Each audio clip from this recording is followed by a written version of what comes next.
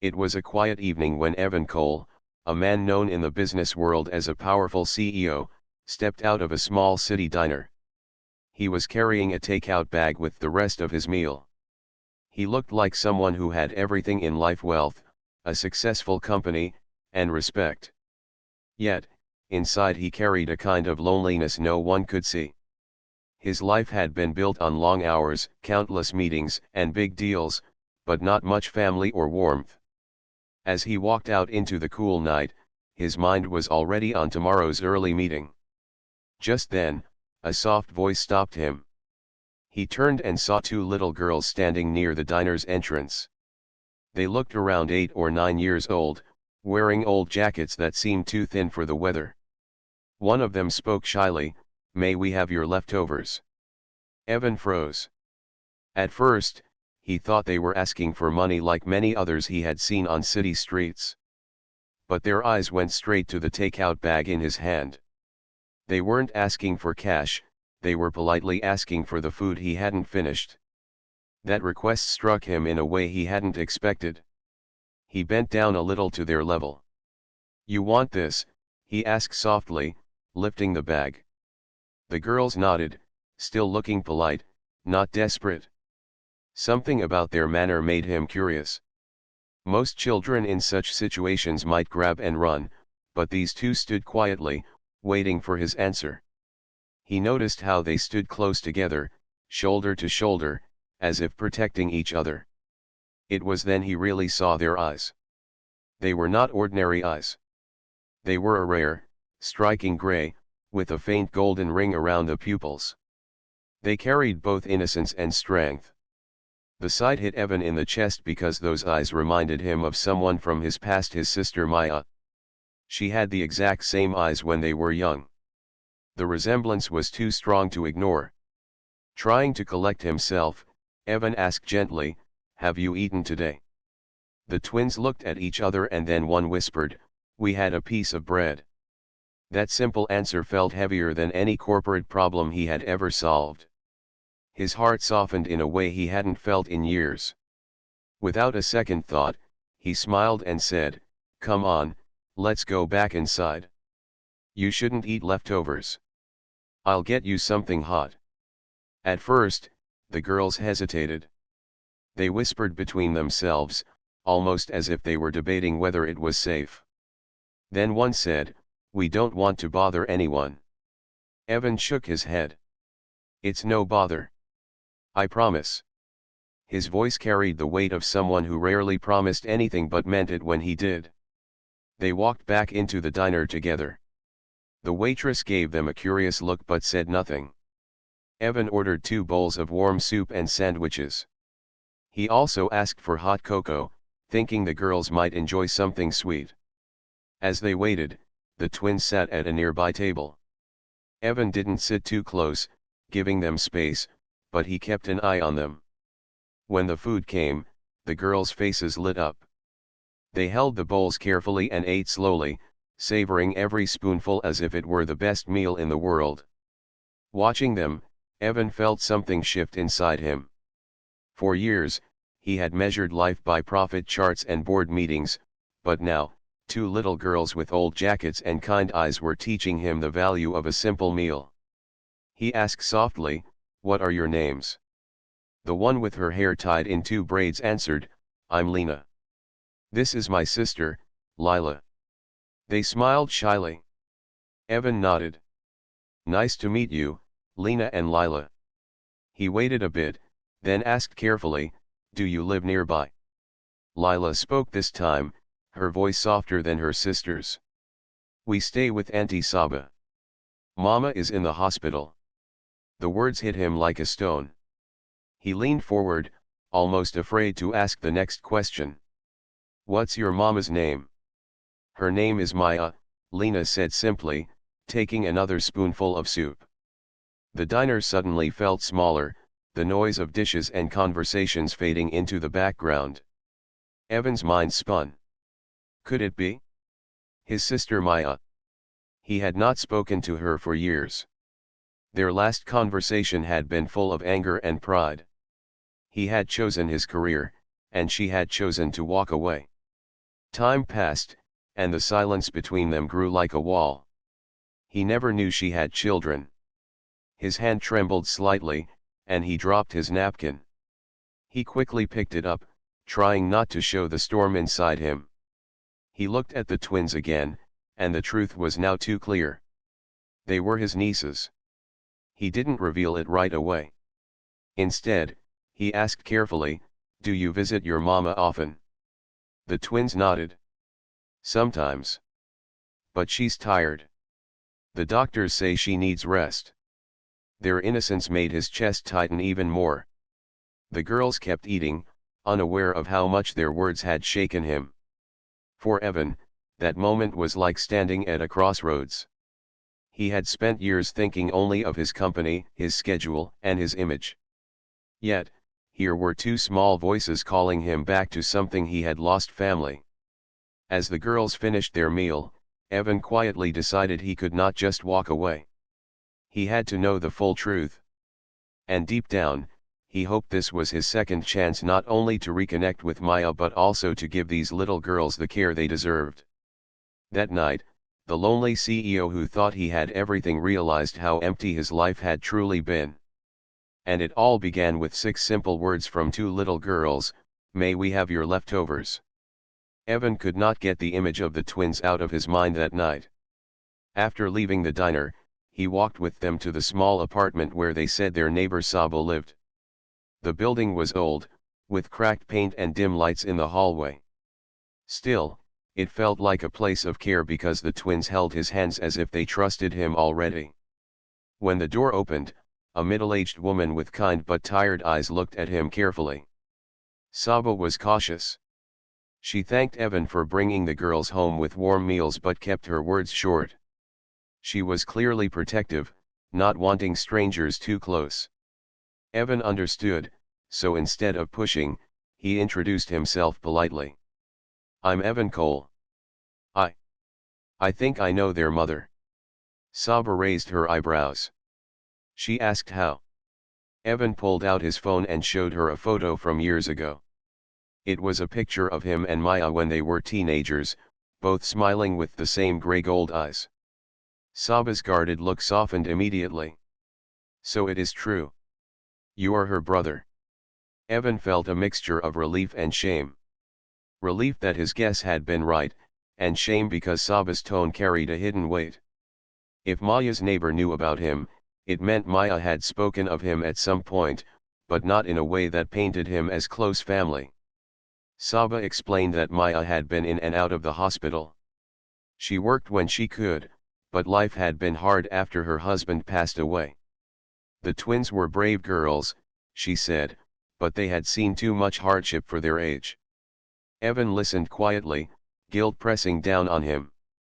His company had enough money to light up a city skyline, but his own sister and her children were struggling for food. He asked if he could visit Maya at the hospital. Saba nodded slowly but reminded him that hospitals had rules. True enough, when he reached the front desk later that evening, the nurse politely blocked him. Only close family and approved visitors. Evan's chest tightened. He was close family, but years of silence had built a wall even here. He took out a small card, one with his name printed simply, Evan Cole. He wrote on the back, "I am Maya's brother. I want to help. Please let her decide." He left it with the nurse and walked out, feeling more powerless than he had in years. He was a man who could move markets with one decision, yet here, he had to wait for his sister's choice. Not ready to leave completely, he went back to Saba's home. The twins were sitting at the kitchen table with open notebooks. Their handwriting was uneven, but they were focused. Evan sat down gently beside them. "Homework?" he asked. Lena nodded. "Math. It's a little hard." He smiled. For years, numbers for him had meant profits, losses, and investments. Now, he helped a child add fractions. They giggled when he made a mistake on purpose, and he felt something warm spread through him. These small voices, full of trust, made him forget for a while about the cold boardrooms he was used to. The girls told him small stories, how they shared one favorite storybook between them, how they used orange peels to make a kind of tea when money was tight, how Mama always kissed their foreheads even when she was too tired to talk. Each detail cut into Evan's heart but also made him admire Maya more. She had managed to raise children full of kindness even with so little. Hours slipped by before he realized it. Just as he was preparing to leave, his phone rang. It was the hospital. A nurse's voice said, "Mr. Cole? Your sister agreed. You may visit." Evan thanked her quickly and ended the call. His hands trembled as he slipped the phone back into his pocket. He turned to the twins with a gentle smile. "I'll see you soon, okay? I'm going to visit your mama now." Their eyes brightened, and they whispered together, "Tell her we love her." Walking through the hospital corridors felt different this time. The white walls, the faint beeping of machines, the quiet voices of nurses, all of it pressed on him. At the end of the hall, a small ward door stood slightly open. Inside, he saw Maya. She was resting, her face pale but awake. Her eyes, the same eyes that lived in her daughters, looked up as he entered. For a long moment, no words were spoken. Time seemed to freeze, carrying with it years of silence and unspoken regrets. Evan stepped closer, unsure of what to say first. He wanted to explain everything, to apologize, to ask for forgiveness. But all that came out was her name, spoken softly, Maya. Her lips curved into the faintest smile, though her eyes carried both pain and warmth. In that quiet moment, Evan knew his life was about to change forever. The room was quiet, except for the steady hum of the hospital machines. Evan stood by the door, unsure of whether to step closer or to leave before saying the wrong thing. His sister Maya lay on the bed, thinner than he remembered, her skin pale but her eyes still carrying that familiar mix of strength and gentleness.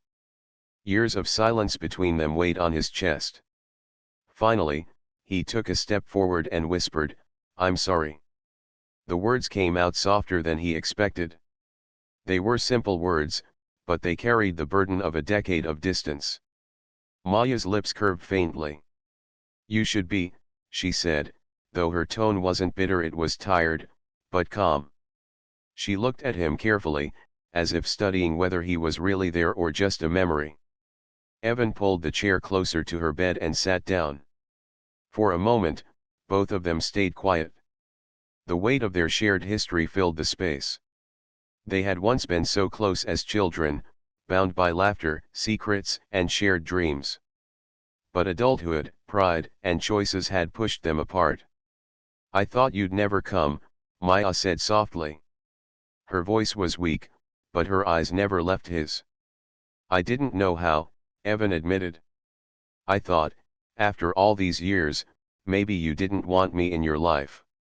She sighed, shifting slightly on the bed. "Do you remember why we stopped talking?" He nodded. "The business. The arguments. I put work first.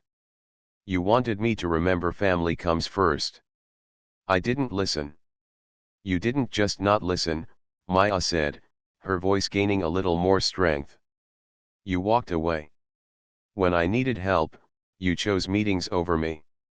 Her words were not shouted, but they carried truth like arrows. Evan lowered his head. He had no defense. He had built empires of glass towers and profits, but those victories felt empty in front of his sister's pain. "You're right.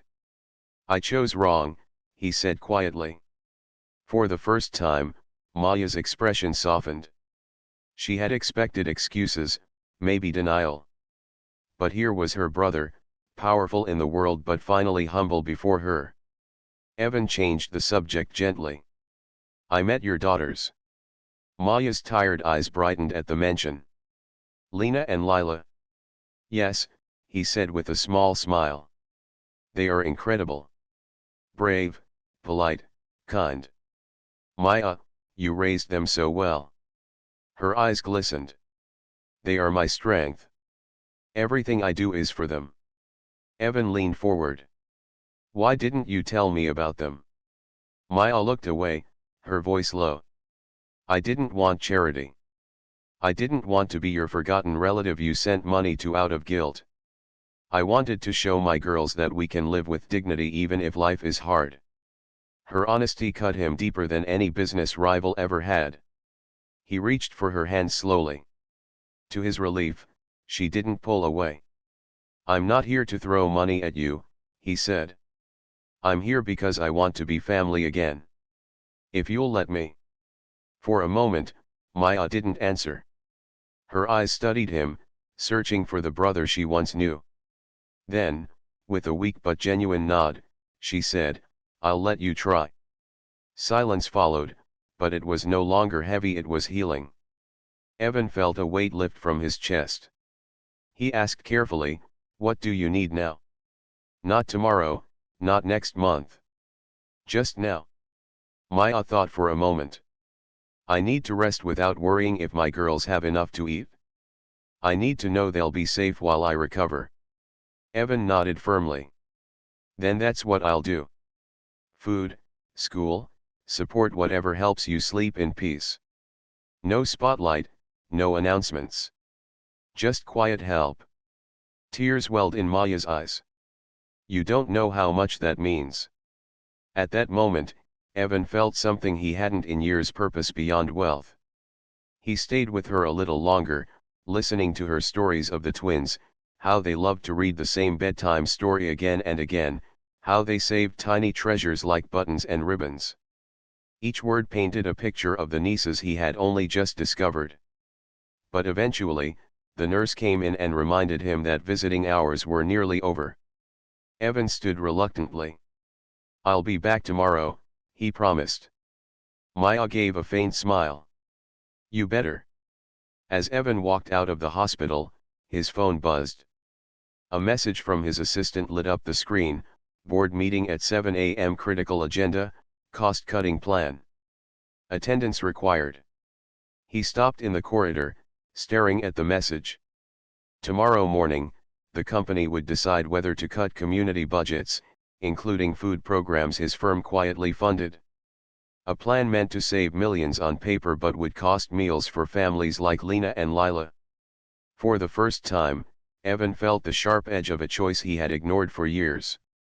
Was he going to keep being the CEO who thought only of numbers, or the brother and uncle who had just promised to care? He slipped his phone back into his pocket, his steps heavy but determined. The real test of his apology was not words, it was what he would do next. The boardroom was full before sunrise. Suits lined a long glass table, laptops open, numbers glowing on screens. Charts and projections filled the wall. Everyone looked sharp and ready, but Evan felt a different kind of weight on his shoulders. He had promised Maya he would help, and now the very first test had arrived. The agenda was clear: cost-cutting. His financial officers had already prepared the plan. On paper, it looked neat: millions saved in a quarter, shareholders pleased, bonuses secure. But one line in that plan stood out to Evan like a wound: cutting funding for community food programs his company had quietly supported for years. Meals for schools, shelters, and small local kitchens. Programs that kept families from going hungry. Programs that, just last night, he realized touched children like Lena and Lila. The CFO spoke first. If we reduce non-core funding, especially in community outreach, we can save $8 million annually. This will strengthen investor trust. Evan's eyes drifted to the polished table, but in his mind, he saw two little girls sitting in a diner, asking softly, "May we have your leftovers?" He clenched his hand around the pen in front of him. One of the board members cleared his throat. "Mr. Cole, your approval is needed. Shall we proceed?" Evan looked up slowly. His voice, though calm, carried more weight than usual. "No. We will not proceed." The room shifted. People glanced at one another, eyebrows raised. Some whispered quietly. The CFO leaned forward. "Sir, may I ask why?" The numbers, Evan interrupted, "Do not show the faces of children who go to bed hungry. They do not show mothers choosing between medicine and food. I met 2 such children last night. And I realized something: we are measuring success the wrong way." The board fell silent. No one had ever heard him speak like this. He continued, his words deliberate. "I am proposing a different plan. We launch a project, call it Leftover Link. Every day, our company cafeterias and partner diners waste food. We will package that food safely, and we will deliver it to families who need it." A young manager at the end of the table looked up, intrigued. But others frowned. The CFO shook his head. "With respect, sir, the legal risks are high. Food safety, liability, logistics. And it will cost money." Evan leaned back in his chair. "Every risk has a solution. We will use standardized packaging, quick cooling and safe storage, short delivery routes through trusted drivers. And as for cost, what is money compared to lives changed?" Silence again. Then another director spoke cautiously, "And what if it fails?" "Then it fails," Evan replied firmly. "But we will fail trying to feed the hungry, not trying to please only shareholders." He ended the meeting with clear instructions. A 90-day pilot program would launch in 2 districts. He would personally oversee the first steps. That evening, instead of heading home to his penthouse, Evan visited the diner again. He spoke to the owner, a kind man with tired eyes who had run the place for 30 years. When Evan explained the idea of Leftover Link, the owner smiled. "We throw out trays of food every night. If you can get it to people who need it, I'm in." Word spread quickly. A few restaurants agreed to join. Volunteers from a local community center signed up to help. A driver donated his van. What had been just a thought in the boardroom was now becoming a real movement. Days turned into weeks. Every evening, Evan made time to visit the twins. He brought storybooks, sometimes puzzles, sometimes just sat and listened to their laughter. For the first time in years, his evenings were filled not with silence but with voices that made him feel alive. He even caught himself smiling at little things like Lila's funny drawings or Lena's habit of correcting his math. But then came the real test. On the night of the first official Leftover Link launch, the weather turned. A storm rolled in, heavy rain pounding the streets. The delivery van broke down halfway through the route. Calls came in: families were waiting at the community center, and it was about to close. The driver apologized, "Sir, I can't move the van in this weather." Evan didn't hesitate. He called a partner site and borrowed a second van. He drove himself through the storm, rain beating against the windshield, streets flooding. For a man used to chauffeurs and private cars, it was a different world. But he didn't stop until he reached the center. The volunteers cheered when he carried in the boxes. Families lined up, smiles lighting up tired faces. Children clapped when they saw hot meals instead of empty plates. And for Evan, standing there in the middle of a storm-soaked hall, it felt more powerful than any award he had ever won. Back at Saba's apartment later that night, the twins ran to the door to hug him. "Uncle Evan, you did it," they cried. He laughed, feeling something deep inside shift. He was no longer just a CEO, he was an uncle, a brother, and finally a man who knew what it meant to be rich in more than money.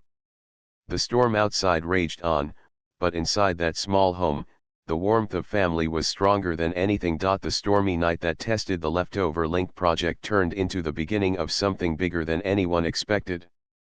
Families who had stood in line for those hot meals spoke about it for days, telling neighbors, co-workers, and friends. The story spread not through headlines, but through quiet voices: parents whispering thanks, children smiling with full stomachs. Evan didn't chase publicity, but word reached the board. Directors who had once frowned at the idea were now faced with real results. Waste in company cafeterias had gone down, staff morale had risen, and communities saw the business in a new light. Employees even began volunteering after work, proud to be part of something that wasn't just about money. The numbers turned in favor of compassion, and the company voted to expand the program. Evan still kept his promise to Maya. None of this was tied directly to her or the twins. Their lives remained private.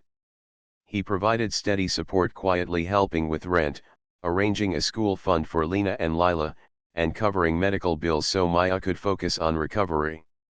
He never waved money like a banner. Instead, he offered help with respect, giving them stability without stripping away dignity. Evenings became something new for him. No more lonely nights in a penthouse filled with silence. Instead, he would often stop by Saba's home with storybooks or puzzles. He listened to Lena read aloud in her careful voice and watched Lila draw funny pictures that always made everyone laugh. For the first time in years, he felt like part of a family again. One night, Maya, stronger now and able to sit at the dinner table, joined them. They shared a simple meal: soup, rice, and bread.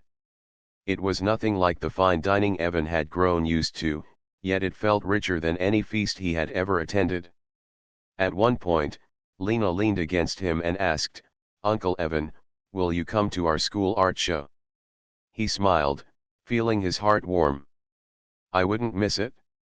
Weeks later, at that very art show, Evan stood among parents and children in the small school hall. He clapped as Lena and Lila proudly showed their drawings. One picture caught his eye: two little girls holding the hands of a tall man with kind eyes. Above them, in a child's handwriting, were the words, "Not alone anymore." Evan had to look away for a moment, his throat tightening. He realized then that his life had shifted completely. The loneliness he once carried like a shadow was fading, replaced by something more lasting: connection. Meanwhile, Leftover Link grew. More diners and restaurants joined. The pilot became a full program across the city. Families knew that at 8 p.m., they could pick up safe, hot meals without shame. One evening, Evan walked past the same diner where it all began. He paused at the doorway and heard a child's voice ask the cashier, "May we have your leftovers?" But this time, the cashier pointed to a sign near the counter: "Leftover Link pickup at 8 p.m. free, no questions asked."